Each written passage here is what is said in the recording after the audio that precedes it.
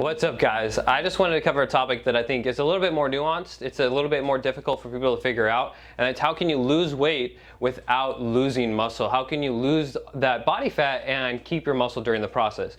So there's 4 things here that we think that you need to cover, but in reality, what is going to make it so you can lose weight loss is just doing the things, the important things, the principles consistently. And that's really what these are derived from. So first thing, send a strong signal. Lift weights. You have to trick your body into keeping that muscle by telling it that you are using that muscle. Now, you can't expect to put muscle on during this process, especially if you're at the point where you're trying to do this. But if you are going to maintain muscle, you do the exact same training that you do to build it. You just maybe need to pay a little bit more attention to overtraining, be a little bit more cognizant of pushing yourself that far. But the same progressive overload needs to occur to continue maintaining muscle progressively through a diet. Second is get enough good protein. Emphasis on good. You need to make sure that the amino acid profile of the foods that you're eating especially contains a decent amount of leucine. You can combine plant proteins to get that, but animal proteins are going to be your best and highest sources of leucine. Number 3, create a calorie deficit. That seems pretty obvious, but if you're not tracking, you're not going to be completely sure that you are actually in a deficit.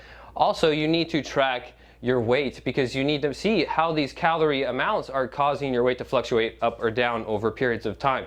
You can't look at every single day. You need to look at periods of time up to a week, maybe more, something like that. Don't overdo cardio and prioritize recovery.